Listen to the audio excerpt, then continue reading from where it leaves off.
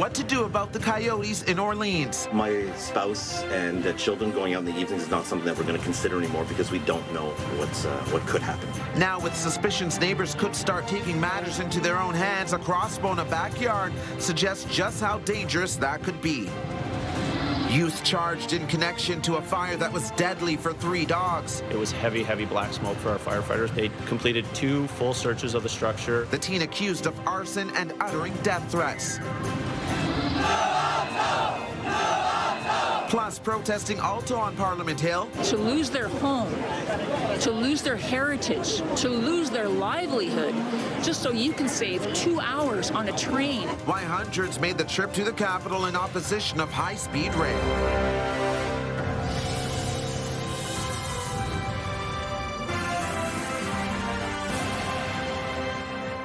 Good evening. Patricia is away this week. We begin tonight with the latest on the coyote situation in an Orleans park. The city is taking new measures, including temporarily closing the park following an attack on a teenager last week. And now, residents who live nearby are raising concerns, saying some people may be taking matters into their own hands. The coyote den is located in Lalande Conservation Park near Nantes Street and Portobello Boulevard. There's also an elementary school nearby. CTV's Katelyn Wilson is joining us with more. Katelyn. Stefan, a number of bylaw officers were in the area this morning as new signs were placed around the park, closing off the trails to the public. It comes as police investigate a separate incident involving a crossbow bolt fired into a home near the park. The homeowner says he believes someone was trying to shoot the coyotes. The hole in question into the house is right here.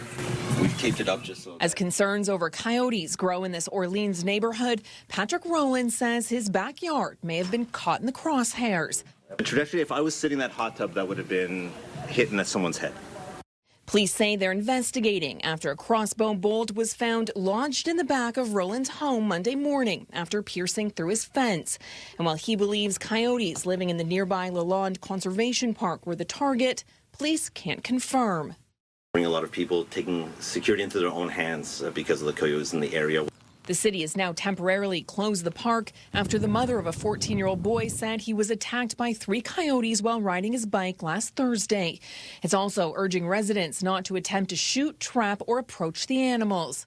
They are advising people, to stay away. Given the escalation of the situation, we needed to put some enhanced measures in to protect the public and the animals. And while officials say coyote attacks are extremely rare, the city is considering several options, including relocating the coyotes or taking other actions if relocation isn't approved by the province. We are in discussions with the province as to if there's a possibility to relocate the coyotes. Typically, you can't relocate them more than a kilometer, but this is sort of an exceptional circumstances. The city says it's also installing trail cameras and increasing staff presence around the park. In the meantime, residents like Rowland say they're taking extra precautions, but it's not the coyotes he's scared of. What I'm scared of is the acts of others that don't think the consequences of their own actions, as we saw that the comfort that we have in our own backyard where we would feel comfortable. Well, my spouse and children going out in the evenings is not something that we're going to consider anymore because we don't know what could happen.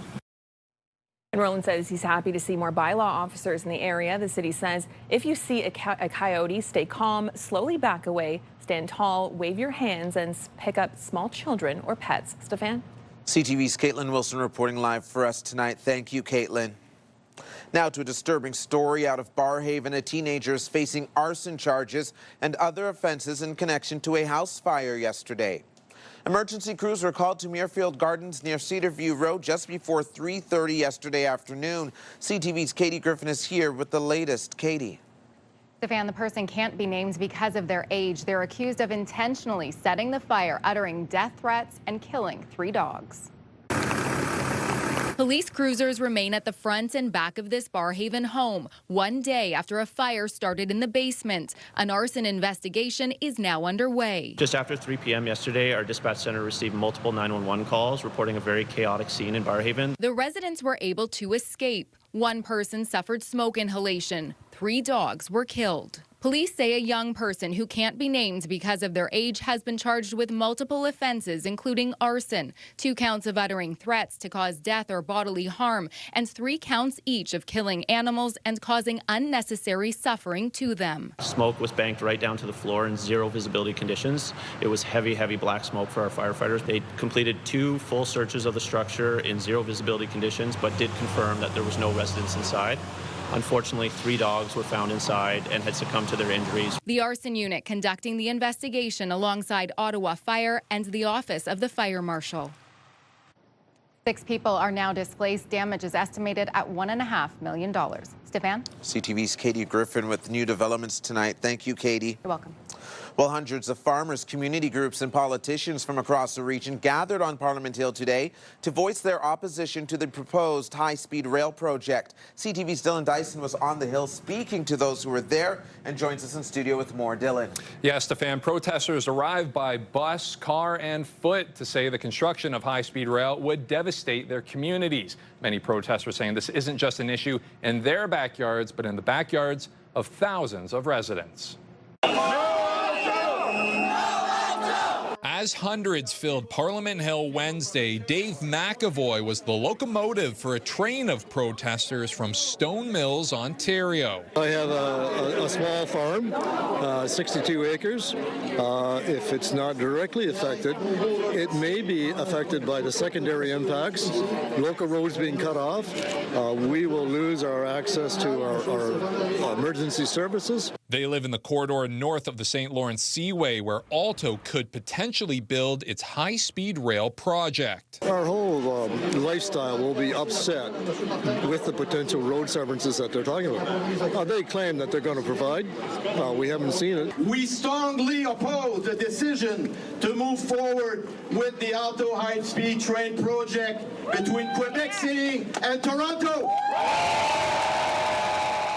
Opposition leader Pierre Poilievre headlining the list of speakers opposing the estimated $90 billion project being pushed by the federal government. We will cancel this $90 billion liberal white elephant, and we will use the savings to put the money back in the pockets of Canadians so that they can afford food and homes and wonderful futures. That is our conservative approach. While there is no definitive route at this time, Alto says the high-speed line would take travelers between Ottawa and Toronto in just 2 hours. It saved me a whole 2 hours on the train, even though that's going to cost you more than it ever cost you before, and it's going to cost you for years on your taxes. We support electrifying our environment. We support faster, efficient railway, but this is not the way to go, to throw billions of dollars at something that doesn't meet a real need. The first leg of the line would be built between Ottawa and Montreal. Protesters optimistic of the opposition shown in the nation's capital. It's interesting to see that we all have the same concerns. It's not in my backyard. It is in every backyard for 1,000 kilometers in this country. A spokesperson for Alto told CTV News last week that a report on its 100 days of public consultations on the first phase of the project will be released later in June, and another round of public consultations will be held in the fall. Stefan. All right, CTV's Dyson reporting. Thank you, Dylan. We have extended coverage of the pushback against the proposed high-speed rail project. You can find more online at ctvnewsottawa.ca. Still ahead, how many people do you know in the 100 Club? The Pearly Health Center celebrates centenarians, and you may be surprised to learn just how many there are. Here's a live look through our Centennial Glass Sky Cam. It is 24 degrees out there right now.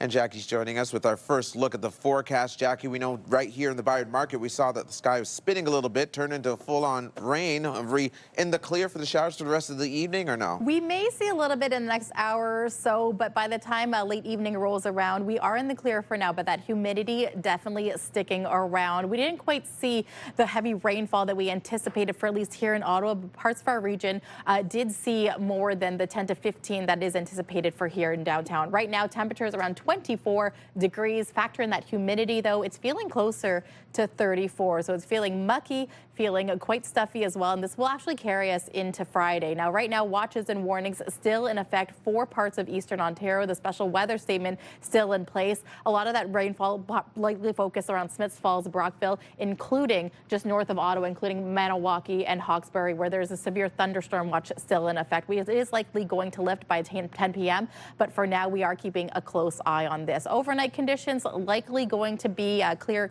or cloudy skies, I should say. Those temperatures, though, feeling quite stuffy. 19, feeling more like 28 tomorrow. In for another heavy, humid day, feeling more like 37 when we get to the daytime high, about 29 degrees. We'll get a closer look at your long-term forecast in just a bit. Stefan. Thank you, Jackie. You will be able to ride OC Transpo for free for 2 weekends, once in September and the other when the O-Train East extension opens. It's part of a plan approved by Council today to make improvements to the system and to compensate riders for all of the transit disruptions this year.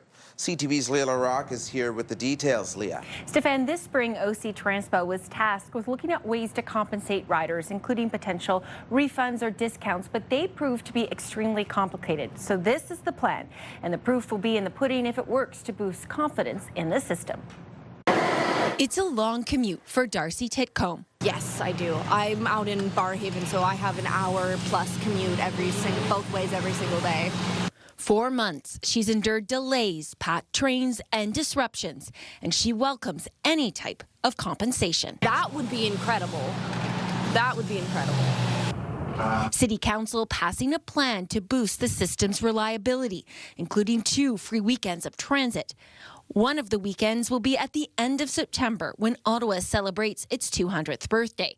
The other, whenever the eastern extension of Line 1 opens. I actually went to Montreal for the opening of the REM, the North Branch and the West Branch, and it was amazing. It was a free weekend. The plan also includes improvements to Transpo and the overhead catenary system on Line 1. I think if you combine this, the reliability measures here, the new double-car trains that have just relaunched, the new e-buses that are rolling out and on our street to help with reliability, as well as the free transit for youth starting July 1st, This is good news, I think. Because OC Transpo is still facing a $47 million hole in its budget, the plan will all be paid for by Transit's depleting reserves. The mayor says the city is trying to strike a balance between investing in the system to make it better, compensating riders for all of the issues that they've endured, and looking at ways to boost ridership. I don't think the residents of Ottawa want a $4 refund if their bus isn't on time. They want their bus to be on time. So we're investing in better service. OC Transpo says this is the start of changing the narrative around transit. What I tell you is I'm thrilled by the support that OC Transpo is getting from Council. When you look at what we're doing, when in the Customer First Action Plan, we talk about reliability of the system. Every little bit helps, so I'm feeling very comfortable when that was approved today. The new heat tracing system on the overhead wires that helps remove ice comes with a $2 million price tag, and the city will be paying for that project, not its contractors, Rideau Transit Group. Stefan. CTV's Leah LaRocque with this update. Thank you, Leah. Ottawa police are investigating after shots were fired at a home east of downtown this morning. Officers were called to a house on Fine Crescent just off Meadowbrook Road near Cedarview Road around 4 a.m. A resident reported their home had been hit by bullets. Police believe this was a targeted incident. There were no reports of any injuries. No arrests have been made. The Guns and Gangs unit is leading this investigation. We are learning new details about how an OPP officer was killed in the line of duty in Northern Ontario. 29-year-old Taryn Bali was struck while trying to stop a vehicle in a remote community yesterday. And as CTV's Janice Golding reports, today the 18-year-old accused in his death made his first court appearance.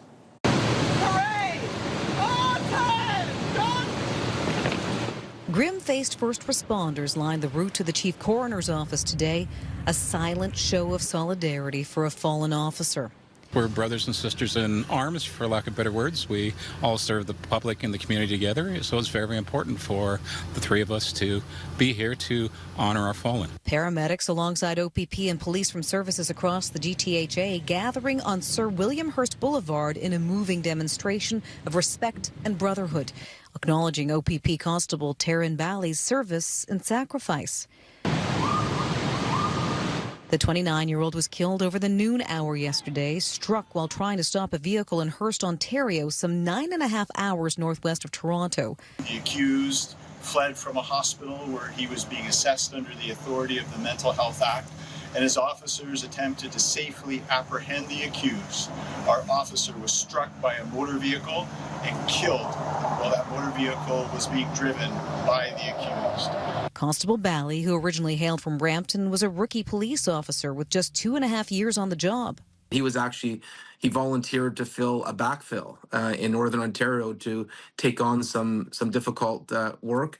He wanted to help others and to see someone who just had a good heart, who he was so young, had such a bright future ahead of him. It's heartbreaking. Police officers have an opportunity to go up north to places like James Bay and do deployments. For a period of time. It's kind of extra work for them, and they help with staffing shortages and things like that up in the north. So he was going in the extra mile in service to the people of Ontario when he was tragically killed. The 18-year-old accused in this case was arrested and charged with first-degree murder, assaulting an officer, dangerous driving, and flight from police. The accused made his first court appearance while Constable Bally's journey to the coroner's office began. His body flown from Hearst to Lake Simcoe Regional Airport northeast of Barrie this afternoon before a police convoy made its way south on the 400 to Toronto. I think all emergency service personnel have a duty to perform protecting the public. And when one of our friends and allied agencies get hurt, then we're here to support them. A stark reminder of the perils of the job reverberating through the policing community. Officers gathered in a tremendous show of support at a time of tremendous sadness. Janice Golding, CTV News.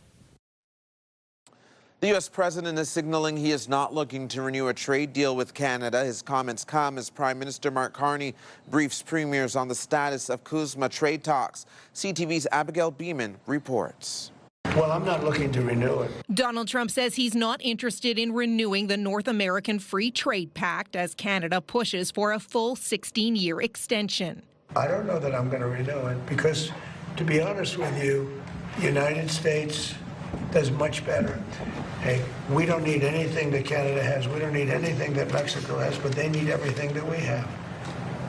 And they have to treat us better. The comments come on the heels of Canada-U.S. Trade Minister Dominic LeBlanc's trip to Washington to meet with his counterpart, Jameson Greer. I'm eternally optimistic, Abigail. And Ontario Premier Doug Ford's attempt at a charm offensive in D.C., meeting 20-plus business leaders and lawmakers. They've rolled out the red carpet for us. They treat us so well.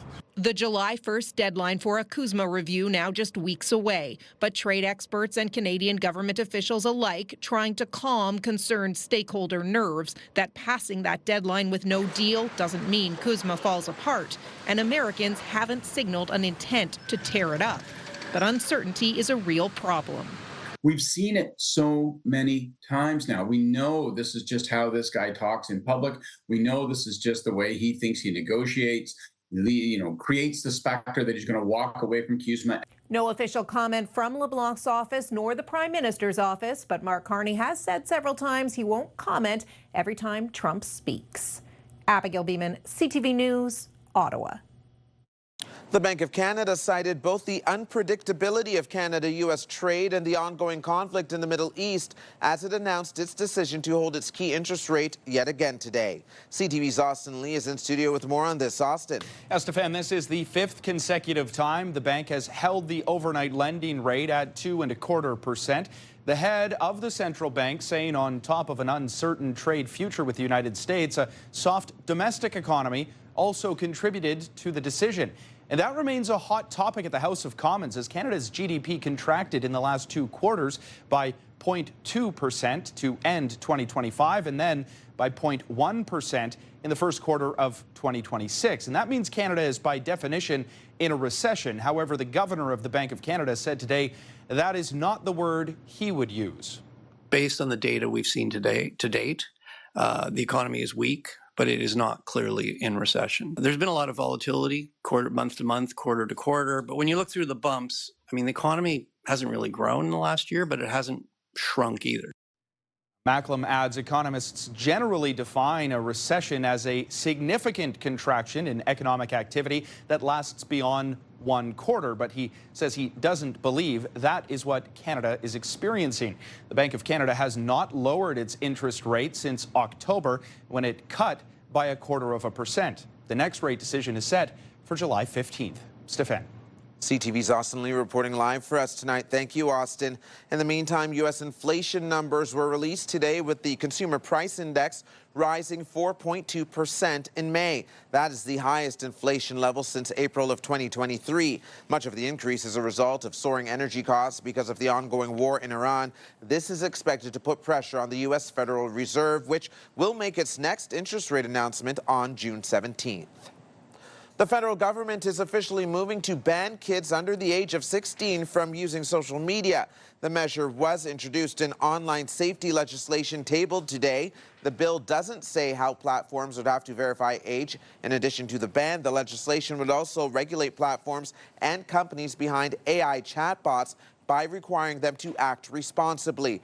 That would include measures such as crisis intervention protocols.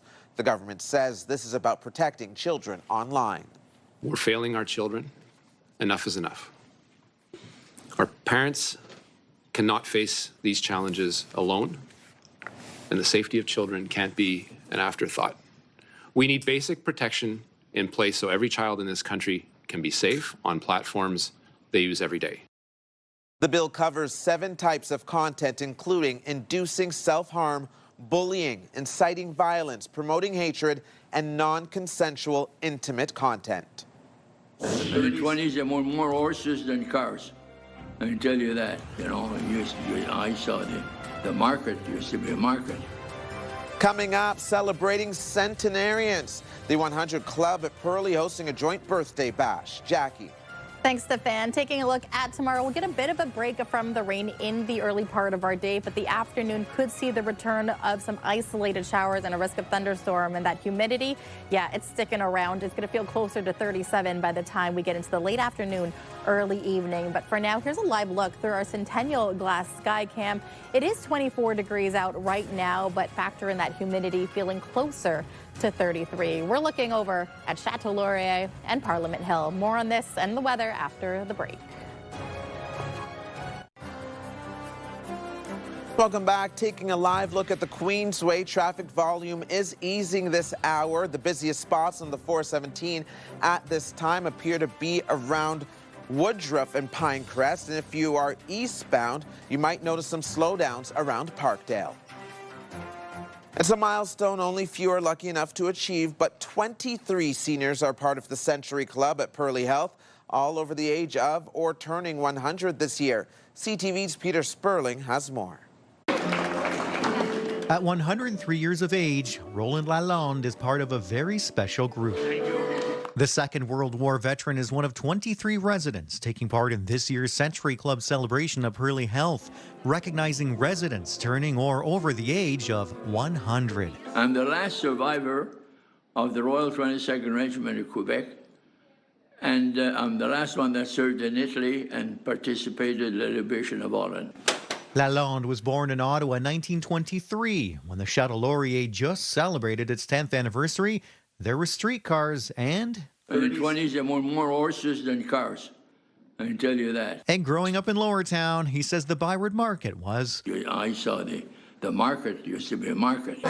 Sitting beside him at the event, Lucille Lane, also known as Lou. I know we just met. It's impolite to ask, but I have to ask, how old are you? 104. She served in the Navy. In Halifax. As a coder. Her secret to making it past 100? Never give up. And that's my motto. Never give up. Hank Legacy is turning 100 this year, and credits. I guess having family is important and friends. And I always had work. I went through a lot of different jobs in my lifetime, and I enjoyed every bit of it. Betty turns 103 in August. How do you feel? As the French say, comme c'est, comme ça. Celebrations include music, certificates, cake, as well as friendship and family. We're really celebrating their life and how much they give to our community, to our country for some of our veterans. And what's Lalande's secret to living a long life? There's no secret. Moderation. Peter Sperling, CTV News.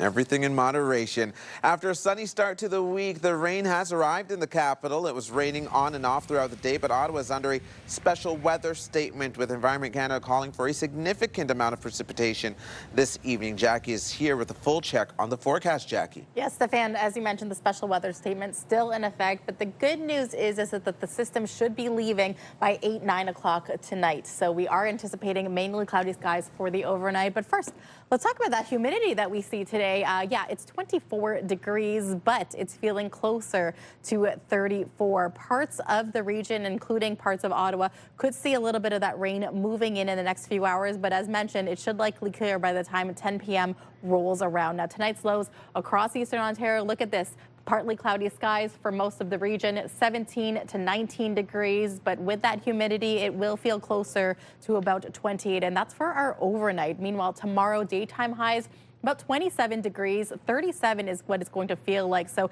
this humidity is likely going to be sticking around until Friday. It won't be until Saturday that things will likely cool off. Now, in terms of conditions, mainly clear skies for our Thursday. In the late afternoon, there is a slight chance that there could be some isolated showers popping up, perhaps a risk of thunderstorm, but for the most part, we won't see much in terms of precipitation. Now, across the country, you see that warm up really pushing through the Atlantic area. Fredericton 21, Charlottetown 20, including that rain as well. The weather system that we have seen the last couple of days pushing out west, or out east, I should say, to the Atlantic. Now, meanwhile, the warm ups really focused in the northern part. Look at Quebec, 28 degrees right now. Windsor also sitting around 31. So it's quite hot, quite humid for Quebec as well as Ontario. Meanwhile, in the prairies, it is cooling down. Seasonal conditions, about 17, 18 degrees. Really, you've got that unsettling weather moving throughout the country as well, and it is expected to last for the next several days. However, Friday, there is a chance that we could see some showers here back in Ottawa, but for the most part, the radar showing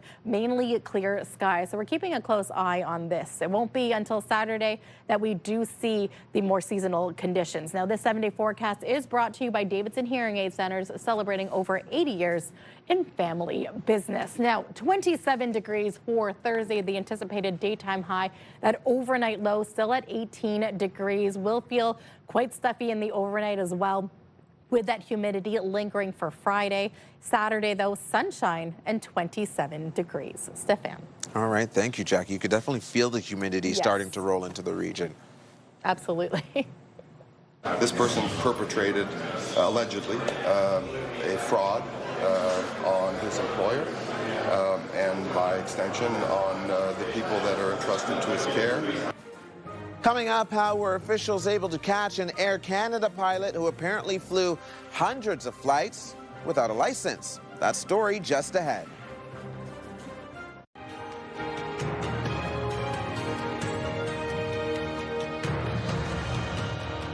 The fallout continues tonight after an Air Canada pilot was arrested and charged for allegedly flying for years without a license. As CTV's John Woodward reports, an update to the security of those licenses may have been a factor in catching him.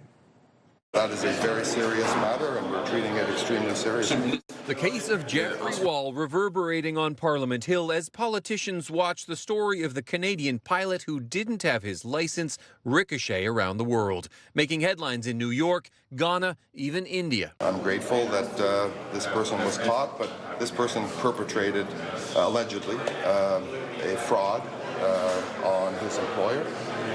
And by extension on the people that are entrusted to his care. A fraud the police say was 17 years in the making. Officers saying Tuesday he flew over 900 flights in Air Canada's biggest jets since 2009 without the airline transport pilot license he needed.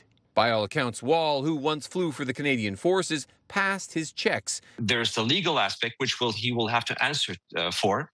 And then there's the operational side and the competency side, in which case he met all the requirements. He said in a personal essay he started working for Air Canada in 1998, writing, "I still remember thinking there was no way I'd get the job, but I took the chance and it led to a 25-year career. I flew DC-9s, Airbus 320s, Embraers, 767s, 787s, and retired off the Boeing 777. At that time, the airline transport pilot license was just on paper. It used to be a piece of paper, and they converted it to a few years ago, much like, I don't know if you see the old passport, Canadian passport, than the new one. Similar transition to more safety involved into preventing fraud. The recent improvements, perhaps a factor in why his license was flagged last year. Our pilots are very professional at Air Canada. Wall did sit down for this interview with Canada AM in 2015 during the period when police said he didn't have his license. But this week, he's not responded to messages. John Woodward, CTV News. Now for some other stories you need to know right now. Some good news tonight when it comes to the number of vehicle thefts in the capital. According to new data from the Ottawa Police, 490 vehicles have been reported stolen so far this year. That's down from 577 during the same time last year. When it comes to the hotspots, Rideau Vanier ward had the most vehicles stolen during the first 5 months of the year with 51 reported thefts. That's followed by Alta Vista with 40, Gloucester Southgate with 37, and Somerset ward with 30. The Ottawa Catholic School Board is looking to hire dozens of new teachers because of a boost in enrollment. The board approved its $833 million budget last night, which includes 84 additional positions, including 79 new teachers. It's a different situation at Ottawa's public board, which will be cutting teaching positions next school year, partly because of declining enrollment. The city's newest music venue is hiring. History Ottawa is looking for bartenders, servers, ticket scanners, and box office workers. The venue is set to open in August. It's located in the Byward Market in the former Chapters building on Rideau Street. It's a sure sign that summer is almost here. Calypso Water Park is set to open for the season this Saturday. The popular summer destination is located in Limoges, about half an hour east of downtown Ottawa. Calypso is Canada's largest water park with the largest wave pool in the country, 35 water slides, and 2 lazy rivers. Just couldn't quite find that next gear. Oof, look out! Give it away! Garcia puts it home! It was an exciting soccer game at TD Place last night. Atletico Ottawa was facing off against Supra de Quebec. Atletico was down 3-1 at one point in the game, but ended up with a big comeback win, coming away with a 5-3 victory. A long break for Ottawa now. They play next on Canada Day in Halifax. I went to see a medical physician, and they confirmed that it was just a run-of-the-mill sickness, and I should be perfectly fine to go on the trip. Just ahead, an important reminder about checking the fine print of your travel health insurance. A man who got sick in Mexico now owes almost $150,000 in medical bills. Get the latest live local breaking news.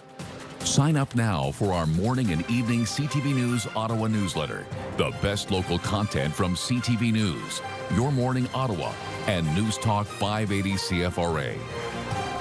Get it all in one place. Sign up now at ctvnewsottawa.ca.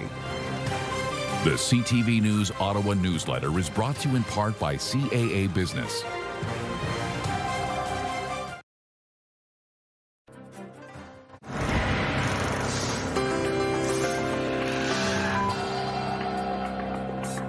In tonight's Big Picture, World Cup fever is taking over a zoo in Chicago. This Red River hog was practicing his skills with a melon painted like a soccer ball. In the meantime, an addax, a form of an antelope, looked like a formidable striker, while the bison put up a good defense.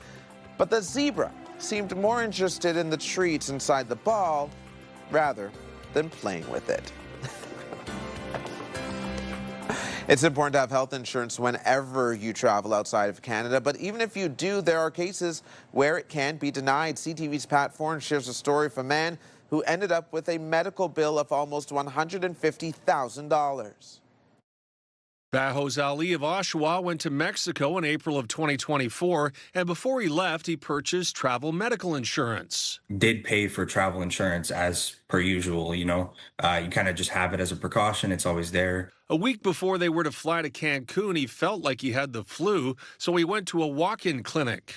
I went to see a medical physician, and they confirmed that it was just a run-of-the-mill sickness, and I should be perfectly fine to go on the trip. But 2 days after Ali got to the resort, he started to feel unwell. He later had seizures and slipped into a coma. I don't remember much of anything afterwards. He received treatment in Mexico for 8 days and then was flown back to Canada by air ambulance. All his bills were paid, but a year later he was told he was not covered and he would have to pay back over $147,000. It just was like a moment of panic, stress, like what are we going to do about it? An investigation into the claim found Ali had gone to a walk-in clinic before the trip. Manulife told CTV News Mr. Ali was experiencing symptoms and had sought medical care related to a pre-existing condition. Since the condition was known at the time of travel, this affected how coverage was applied. Reimbursement of the amount paid is owed to Global XL Management. This is really sad because it's a lot of money. Insurance expert Martin Firestone says it's an unfortunate situation. Doctors in here say that it had nothing to do with the flu or any of the symptoms that he presented. The insurance company is saying, we believe there's a connection between the two. That's the problem. Ali's father says everyone should know, even if you have travel health insurance, your bills may not be covered. When they need them, they will respond them. They find the excuse not to pay. Pat Foran, CTV News.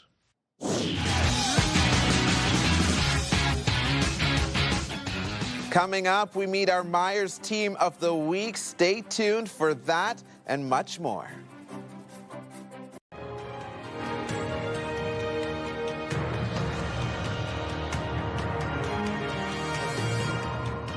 It's time to meet our Myers Team of the Week. Teams are invited to send us a video to describe why their group is the greatest. Tonight's team, the Ottawa Valley Falcons.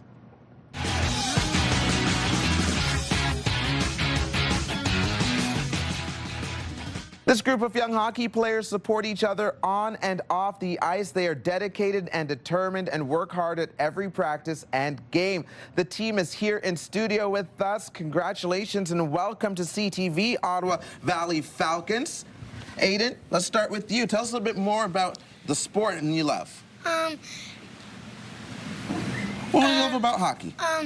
You get to see your friends every practice and every game. In every tournament. Nice. And Memphis, how about yourself? I like to see my friends and win hockey games. Well, you guys look like you're a pretty close group here. What position do you play? Defenseman. Defenseman in your position? I play wing. You play wing? Yeah. Excellent. Are there any other ambitions that you have for the sport? You want to go to the OHL or NHL one day? NHL. NHL. That makes sense. They make millions. Yourself too? Yeah, NHL. Well, congratulations, and thank you so much for being with us, guys. I believe Matt from Myers has something he wants to give you. Hey, guys, here you go. You want to hold that? Let's see. All right, Matt, tell us a little bit more about what you're offering here and why you decided to support this group. Yeah, absolutely. So here at Myers, we're thrilled to be a proud supporter of the community, and we're thrilled today to be here to support the Ottawa Valley Falcons. Excellent. Thank you for that. And Falcons, I believe you have a chant. Can we hear that now? Who starts it off? No. Owen. We are the Falcons. We are the Falcons. Mighty Falcons. The mighty Falcons. If they can't hear us. If they can't hear us. Sing a little louder. Sing a little louder. We are the Falcons. We are the Falcons. Mighty Falcons. Mighty Falcons. If they can't hear us. If they can't hear us. If you can't hear them, you must be deaf. If you want to be a part of our Myers Automotive Group Team of the Week, upload your video to ctvottawa.ca. Thank you, Falcons. Thank you. I think sports is a great palette to tell human stories.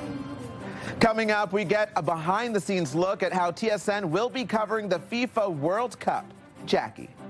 Well, thanks so much, Stefan. Good news that the special weather statement, it has lifted for parts of eastern Ontario, still in effect for parts like Pembroke, Smiths Falls, as well as here in Ottawa, but it should expect to clear in the next 2 hours. Severe thunderstorm watch still in effect for parts of Quebec. A closer look at the next 3 days. It's going to be quite humid at 27 degrees. We'll feel closer to 37. A chance of showers in the late afternoon. Here's a live look through our Centennial Glass Sky Cam.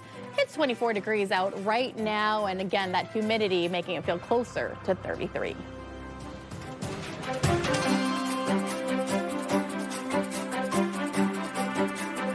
Ottawa is always on the move. We're a big city with a laid-back vibe. Where foodies love their sweets. And markets bursting with flavor. Wrapped up in waterways. And hot summer days. This is a city where culture is on display. And the future meets the past. Where people come together. Always proud. Often loud. Whee! And positively the best place to live. We move with you, Ottawa!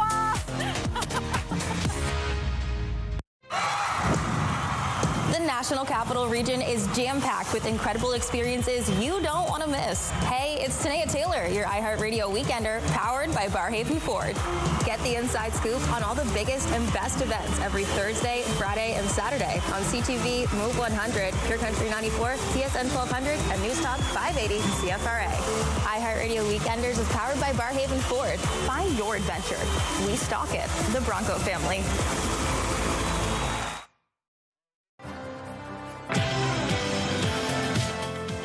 Tomorrow on Your Morning Ottawa, hey new grads, listen up. We are chatting about what you need to know about handling money. Tune in on CTV or stream us live on Crave at 6 a.m. Hairstyles, courtesy of Salon Fiorella.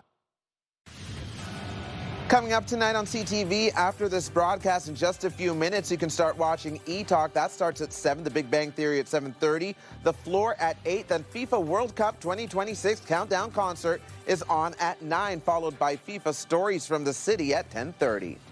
Jackie's here with the final look at the forecast. It was a wet one today, Jackie. It was a wet one, but we will get a little bit of a break in the morning. Take a look at this. 20 degrees to kick things off. It's going to feel more like 28 when you factor in the humidity levels. Mix of sun and cloud to start. It will get cloudier into the afternoon where, yes, there could be a chance of some isolated showers rolling in through the region. Daytime high 27, and a reminder, it will feel closer to 37. The humidity will stretch into Friday, a chance of showers as well, but Saturday, lots of sunshine. That's when things are going to start to cool down and get more to about seasonal conditions. Sunday, 24, the anticipated daytime high, and we're going to sit in the low 20s at the start of early next week. Stefan, Austin. All right, thank you, Jackie. And it's time now to check in to see what our news team will be working on tonight. Austin Lee back on the desk at 11:30. Yeah, thanks, Steph. We'll have a feature on a local teen who won big at a national science fair, plus a damning report from Quebec's Auditor General saying the CAQ government took risks and planning was poor for what turned out to be a failed $2.2 billion dream to make that province a leader in electric battery manufacturing. So we'll have those details. But of course, you can get the news anytime, anywhere at ctvnewsottawa.ca. And join me tonight for CTV News at 11:30. Thank you, Austin. Finally for us tonight, guys, the biggest sporting event in the world gets underway tomorrow, and TSN will have all the action. CTV's Andrea Case went behind the scenes to show you how the network is working to bring you non-stop coverage. The hard work never stops. Team Canada's men's national soccer team's road to the 2026 FIFA World Cup has been years in the making.